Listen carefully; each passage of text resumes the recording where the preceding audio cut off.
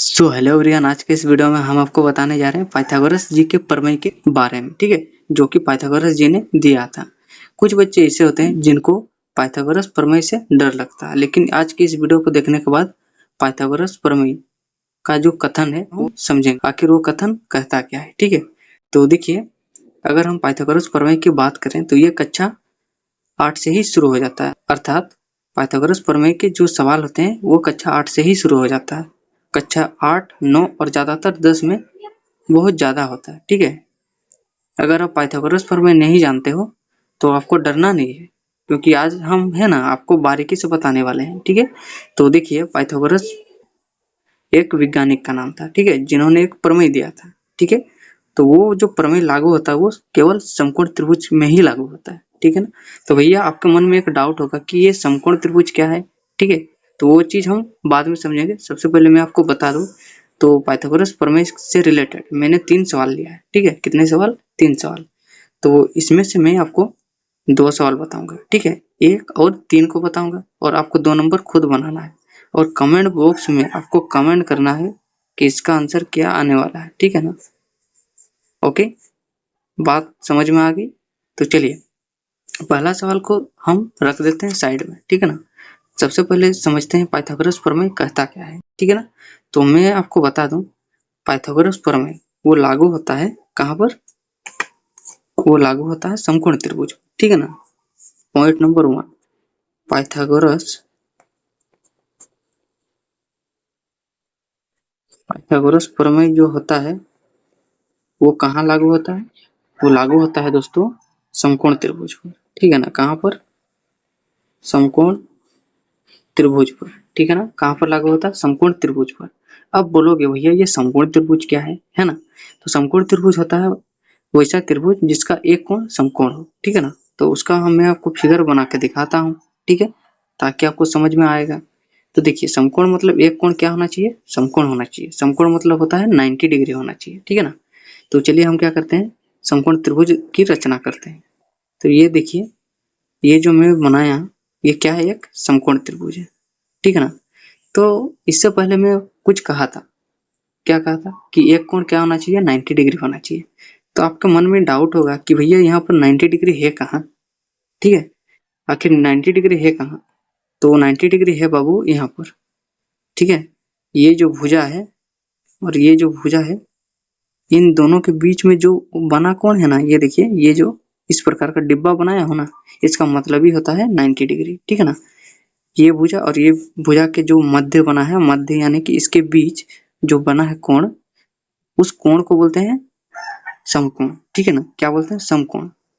इसका मतलब होता है 90 डिग्री। ठीक है ना, तो पाइथागोरस जी ने बताया था कि पाइथागोरस प्रमेय सिर्फ समकोण त्रिभुज में ही लागू होता है। ठीक है ना, तो समकोण त्रिभुज तो हम बना लिए। तो इसके लिए हम क्या करते हैं, समकोण त्रिभुज तो बना लिए भैया। अगर आपका जैसे जन्म होता है तो आपका नाम तो दिया जाता है ना? कैसे थोड़ी कि आप जन्म लिए और आपका शुरू से लास्ट तक यानी कि मृत्यु तक नाम ही नहीं है। ऐसे कभी हुआ है? नहीं हुआ है। तो हम त्रिभुज तो बना लिए, अब इसका नाम देना जरूरी है। ठीक है, तो हम नाम देते हैं ए, बी और ये रहा सी। ठीक है ना, नाम दे दिए ए, बी और सी। और उन्होंने बताया कि जो 90 डिग्री है ये क्या है? समकोण है। इसको हम क्या बोलेंगे? 90 डिग्री, है ना, समकोण। ओके, तो उन्होंने कहा कि 90 डिग्री के सामने वाला को कहेंगे हम कर्ण। क्या कहेंगे दोस्तों? कर्ण कहेंगे। ठीक है ना, यानी कि 90 डिग्री के सामने वाला सम्मुख भुजा को, ये क्या है? एक प्रकार का भुजा है ना, तो ये भुजा को हम क्या कहेंगे? कर्ण कहेंगे। ठीक है ना, जी भैया, आप बता रहे तो हम मान लेते हैं इसको क्या कहेंगे? कर्ण कहेंगे। ठीक है ना, पाइथागोरस ने बताया कि ये क्या है? कर्ण है, तो लोगों ने मान लिया, चलो भैया ये कर्ण है। तो ये दोनों जो बची वो उसको हम क्या कहेंगे? तो उन्होंने बताया कि जैसे कि एक घर को बनाने के लिए बुनियादी नीचे का जो स्तर होता है उसको क्या बोलते हैं? आधार बोलते हैं। यानी कि जो घर होता है वो बुनियादी जो टिका रहता है, ठीक है, टिका रहता है क्या बोलते हैं? हम आधार बोलते हैं। तो उन्होंने बताया कि जहाँ टिका रहता है त्रिभुज, उस भुजा को कहते हैं क्या है? आधार। क्या कहते हैं? आधार कहते हैं। ठीक है ना, यानी कि एसी का नाम क्या क्या है? कर्ण है। बीसी का नाम क्या होगा? आधार होगा। ठीक है, क्या होगा दोस्तों? आधार होगा। बहुत अच्छा, आपने तो ये दोनों बात कह दी कि इसको कर्ण कहेंगे और इसको आधार कहेंगे। अब भैया इसका नाम बताइए, लोगों ने पूछा। चलो भैया हम इसका भी नाम बता देते हैं। तो इसका नाम बताया कि इसका नाम होगा लंब। क्या? लंब। ठीक है ना। तो उन्होंने बता दिया कि ये कर्ण, लंब और आधार क्या है? नाम है। ठीक है ना। पाइथागोरस जी ने फिर बताया कि जो 90 डिग्री के सामने वाला होता है वो सबसे बड़ा भाई होता है। ठीक है ना। तो लोगों को समझ में नहीं आई कि ये बड़ा भाई कैसे हो सकता है। तो उन्होंने बताया कि कर्ण, आधार और लंब के बीच कुछ संबंध होता है। संबंध मतलब होता है रिलेशन होता है। ठीक है ना। तो लोगों ने कहा कि भैया ये कौन सा रिलेशन होगा, उनके मन में डाउट आने लगी, है ना। तो पाइथागोरस जी ने बताया कि लंब, कर्ण और आधार के बीच ये संबंध है। उन्होंने बोर्ड में लिख के बता दिया। तो चलिए हम आपको कॉपी में लिख के बता देते हैं, है ना। तो देखिए उन्होंने बताया कि कर्ण सबका सबसे बड़ा भाई होता है। तो उन्होंने बताया कि कर्ण और लंब और आधार के बीच क्या संबंध होता है? संबंध होता है कि कर्ण का जो स्क्वायर होता है, स्क्वायर मतलब होता है वर्ग। ठीक है ना। पाइथागोरस जी ने बताया कर्ण का जो स्क्वायर होता है वो होता है लंब का स्क्वायर और आधार का स्क्वायर के योगफल मतलब प्लस योगफल के बराबर होता है। ठीक है ना। उन्होंने क्या बताया? कर्ण का स्क्वायर, लंब का स्क्वायर और आधार के स्क्वायर के योगफल के बराबर होता है। ठीक है ना। तो उन्होंने क्या बताया दोस्तों, फिर से मैं बताता हूँ या फिर आप भी बोलते चलिए। वो बोले कि कर्ण का जो स्क्वायर होता है वो लंब का स्क्वायर और आधार के स्क्वायर के योगफल के बराबर होता है। ठीक है ना। इतनी बात उन्होंने बताई तो लोगों को समझ में आने लगी कि भैया ये कर्ण, लंब और आधार के बीच क्या संबंध है। ठीक है ना। तो लोग समझ गए कि चलो एक समकोण त्रिभुज है, उसमें कर्ण होता है, लंब होता है और आधार होता है और उन तीनों के बीच ये संबंध है। ठीक है ना। अब इसी संबंध से हम क्या करेंगे, ये जो सवाल है इनको हम हल करेंगे। ठीक है ना। क्या करेंगे? हल करेंगे। ओके। तो इसी से हम क्या करेंगे, अगर मान लीजिए दो भुजा दी गई हो, ये देखिए ये BC क्या है? आधार है। AB क्या है? लंब है। तो आपको पूछेगा कर्ण क्या होगा। ठीक है ना। इस प्रकार आपको पूछेगा। तो ये जो सवाल है इसका सेम टाइप का ही है ना। 8 दिया है, यहाँ पर 6 दिया है, तो सेम टाइप का है। यहाँ पर आपको क्या करना है, x का मान निकालना है और कमेंट बॉक्स में कमेंट करना है। ठीक है। 3 नंबर देखिए फिर उल्टा दिया है थोड़ा। ठीक है ना। इसमें कर्ण पहले दिया है। ठीक है। सबसे बड़ी भुजा क्या है? कर्ण है। ठीक है ना। कर्ण है क्योंकि 90 डिग्री के सामने है कर्ण। कर्ण कहते हैं 90 डिग्री के सामने वाले को क्या कहते हैं? कर्ण कहते हैं। वो दिया है 10 सेंटीमीटर और ये जो लंब दिया है वो दिया है 6 सेंटीमीटर। तो आपको पूछ रहा है कि आधार क्या होगा। ठीक है। तो इसको हम रखते हैं साइड में। पहले क्या करते हैं, हम थोड़ा कुछ जान लेते हैं। ठीक है। इंग्लिश नाम जानते हैं। देखिए कर्ण का जो अंग्रेजी नाम है वो है हाइपोटेनियस, जिसको H से प्रदर्शित करते हैं। ठीक है ना। क्या से? H से। और आधार को B से प्रदर्शित करते हैं, B यानी बेस। ठीक है। और इसको कर्ण को बोलते हैं हाइपोटेनियस। हाइपोटेनियस। ठीक है। और आधार को बोलते हैं अंग्रेजी में बेस। ठीक। और लंब को कहते हैं दोस्तों परपेंडिकुलर। परपेंडिकुलर क्या बोलते हैं? परपेंडिकुलर। ठीक है। लंब को परपेंडिकुलर, कर्ण को हाइपोटेनियस और आधार को बेस। ठीक है ना। इतना चीज हम लोग सीखे। चलिए मेरे साथ एक बार दोहराइए क्या क्या अभी तक हम लोग सीखे। तो पाइथागोरस जी आए, उन्होंने एक प्रमेय दिया। प्रमेय का नाम क्या है? पाइथागोरस प्रमेय। पाइथागोरस प्रमेय कहाँ लागू होता है? समकोण त्रिभुज में। अब बोलोगे समकोण त्रिभुज कैसा होता है? समकोण त्रिभुज ऐसा होता है। ठीक। जिसमें एक कोण क्या होता है? समकोण होता है। समकोण मतलब 90 डिग्री। और 90 डिग्री के सामने वाले कोण को कहते हैं कर्ण। ठीक। दोनों बच जाता है, एक को कहते हैं लंब और एक को कहते हैं आधार। ठीक। यानी इनके बीच का हम संबंध जाने। क्या जाने? कर्ण का जो स्क्वायर होता है वो लंब का स्क्वायर और आधार के स्क्वायर के योगफल के बराबर होता है। ठीक। ये चीज जाने। फिर हम लोग जाने कि इंग्लिश नाम क्या होता है। जैसे कर्ण को बोलते हैं हाइपोटेनियस, आधार को बोलते हैं बेस और लंब को बोलते हैं परपेंडिकुलर। इतना चीज हम लोग जान गए। चलो आज अभी हम क्या करते हैं, सवाल को बनाते हैं। ठीक है ना। सवाल हमारा है 1 नंबर। देखिए ये क्या है? एक समकोण त्रिभुज। ठीक। तो इसमें कर्ण कौन सा होगा? ये 90 डिग्री है, 90 डिग्री के सामने वाला क्या होगा? कर्ण होगा। बहुत अच्छा। ये चीज हम लोग समझ गए कि ये क्या होगा, कर्ण होगा, है ना। ये क्या होगा, आधार होगा, और ये लंब होगा, ठीक है ना। तो हम रिलेशन जानते हैं ये वाला, ठीक। कर्ण का स्क्वायर, लंब का स्क्वायर, आधार का स्क्वायर के योगफल के बराबर होता है। तो यही चीज हम क्या करते हैं, रिलेशन में बैठाते हैं, है ना। ये रिलेशन को बैठाते हैं। 1 नंबर लिखते हैं सबसे पहले हल। क्या लिखेंगे दोस्तों, हल लिखेंगे, ठीक है ना। इसको रखते हैं इधर, ठीक। क्वेश्चन को रखते हैं इधर और बनाते हैं। चलिए, ए बी सी में जो जो दिया है उसको पहले हम लिख लेते हैं, है ना। बी के सामने वाला क्या दिया है, एक्स दिया है, यानी कि ये क्या है, कर्ण। कर्ण दिया है, सबसे पहले लिख लेते हैं दिया है, ठीक है ना। दिया है, क्या दिया है भैया, दिया है कर्ण बराबर, कर्ण कितना है, एक्स है, तो एक्स लिख देंगे, ठीक है। ये मीटर में है तो ये भी मीटर में होगा, है ना। X metre, okay. कर्ण मिला है, आधार क्या है, आधार है जी 4 मीटर, ठीक है। बहुत बढ़िया, 4 मीटर लिख दिए। अब लंब क्या है, ए से बी तक, लंब क्या है 3 मीटर। अगर आप कर्ण की जगह, कर्ण कर्ण कितना है, x मीटर, यानी कि हम a से लेकर c तक को क्या कहते हैं, कर्ण कहते हैं। कर्ण की जगह आप a c भी लिखोगे ना तो कोई दिक्कत नहीं है, ठीक।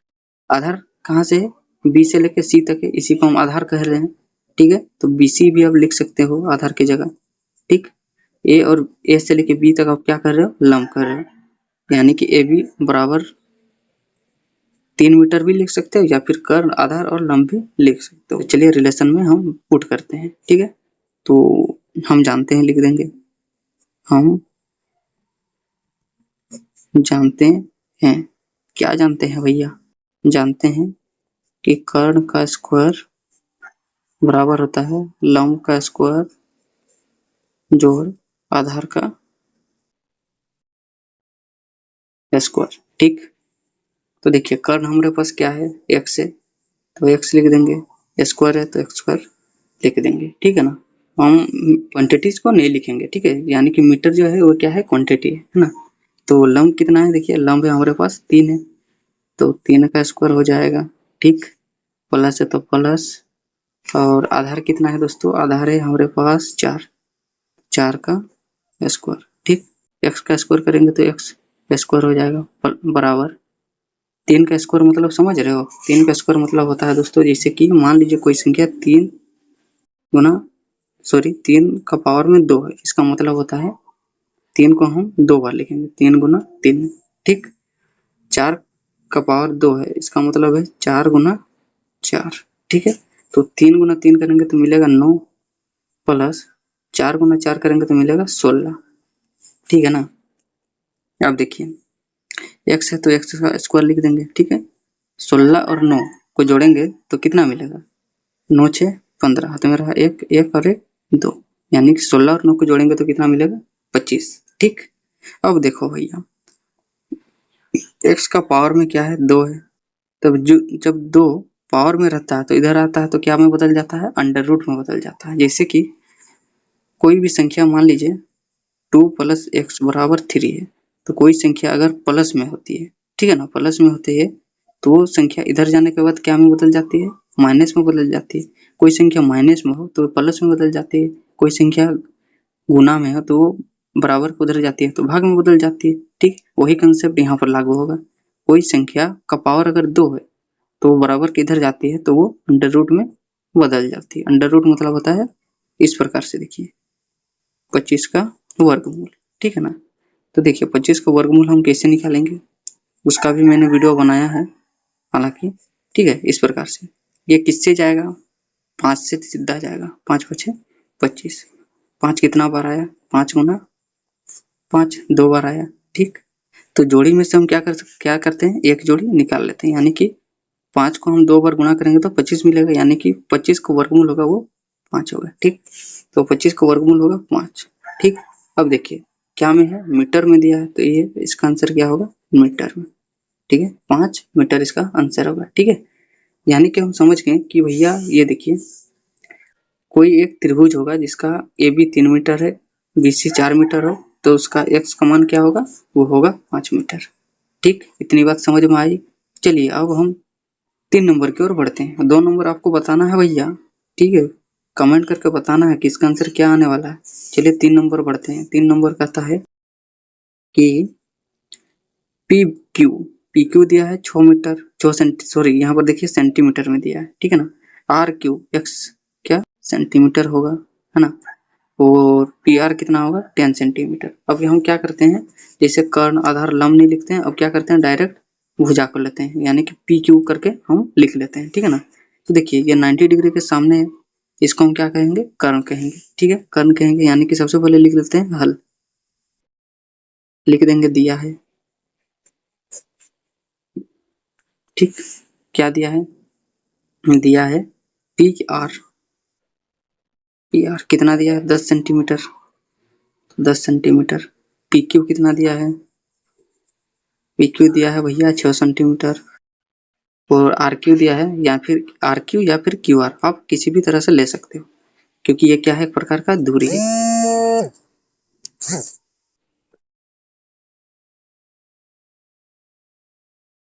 ठीक है ना। तो आर क्यू बराबर हो जाएगा, या फिर आप क्यू आर भी लिख सकते हो, कितना है एक्स सेंटीमीटर, ठीक है ना। तो हम रिलेशन अभी अभी यहाँ पर देखे थे, तो अब क्या करते हैं, चलिए रिलेशन को लिख देते हैं, कर्ण का स्क्वायर बराबर लंब का स्क्वायर प्लस आधार का स्क्वायर, ठीक है, आधार का स्क्वायर। तो देखिए कर्ण हमारे पास कितना है, कर्ण यानी कि ये वाला, ठीक है, 90 डिग्री के सामने वाला को कर्ण कहेंगे। पी आर कितना है 10 सेंटीमीटर, तो यानी कि 10 और स्क्वायर है तो स्क्वायर कर देंगे, ठीक। लंब देखिए, लंब यानी कि ये वाला कितना दिया है 6, 6 का स्क्वायर प्लस आधार, आधार कितना है देखिए आर क्यू, यानी कि क्यू आर लिखे हैं तो क्यू आर लिख देते हैं, है ना। क्यू आर की जगह क्या है एक्स, तो हम एक्स का स्क्वायर लिख देंगे। इतनी बात समझ में आई। अब देखिए एक लाइन में 2 बराबर चिन्ह नहीं होता, इसके लिए और लगा दिए, ठीक। 10 को हम 2 बार लिखेंगे तो 10 दहां 100 हो जाएगा, बराबर 6 का स्क्वायर 36 प्लस एक्स का स्क्वायर को हम एक्स स्क्वायर ही लिख सकते हैं, ठीक। अब देखिए 36 के आगे क्या है प्लस है, बराबर किधर आएगा तो क्या में बदल जाएगा, माइनस में बदल जाएगा, तो 100 माइनस 36 बराबर एक्स स्क्वायर हो जाएगा, ठीक है। और लगाएंगे, अब देखिए 100 से 36 को घटाएंगे तो कितना मिलेगा, 10 से 6 जाएगा मिलेगा 4, यहाँ बचा 9, 9 से 3 जाएगा 6 बराबर एक्स स्क्वायर उधर है तो एक्स स्क्वायर लिख देंगे, है ना। अब देखिए 64 एक्स स्क्वायर के बराबर है, तो इसको हम अल्टी पल्टी कर सकते हैं इस प्रकार से, ठीक, और आ जाएगा यहाँ, ठीक है ना। अब देखिए एक्स के पावर में 2 है, तो यानी कि इधर हम भेजेंगे तो बराबर के उधर जाएगा तो अंडर रूट में बदल जाएगा, तो एक्स बराबर हो जाएगा अंडर रूट ऑफ 64, ठीक है। 64 का हम क्या करते हैं, चलिए वर्गमूल निकालते हैं, 2 से जाएगा, 2 तिया 6, 2 दूनी 4, ठीक है, 2 कम 2, 2 छक 12, फिर 2 से जाएगा 2 अट्ठे 16, फिर 2 से जाएगा 2 चौके 8, फिर 2 से जाएगा 2 दूनी 4, ठीक है ना। बार बार जो संख्या है हम क्या कर सकते हैं, उसको लिख सकते हैं, कितना 2, 1 2 3 4 5 6, 2 गुना 2 गुना 2 गुना 2 गुना 2 गुना 2, टोटल कितना 6 आया, सॉरी टोटल कितना 6 2 आया 6 6 2, है ना। तो इसका से हम क्या करेंगे, जोड़ी बनाएंगे इस प्रकार से, ठीक। अब जोड़ी में से एक निकालेंगे 2, क्योंकि यहाँ पर 2 है ना, 2 है, यहाँ से भी 2 निकलेगा और यहाँ से 2 निकलेगा, सबको गुणा करेंगे, 2 दूनी 4, 4 दूनी 8, यानी कि 64 का वर्गमूल कितना होगा 8, ठीक। तो x बराबर कितना होगा 8, क्या सेंटीमीटर में दिया था, तो सेंटीमीटर आंसर। तो आई होप आपको पाइथागोरस जी के बताए गए प्रमेय को बारीकी से समझ में आ गया होगा। तो समझ में आया तो इस भाई की मेहनत के लिए चैनल को सब्सक्राइब कर देना, वीडियो को लाइक कर देना। जय हिंद, वंदे मातरम।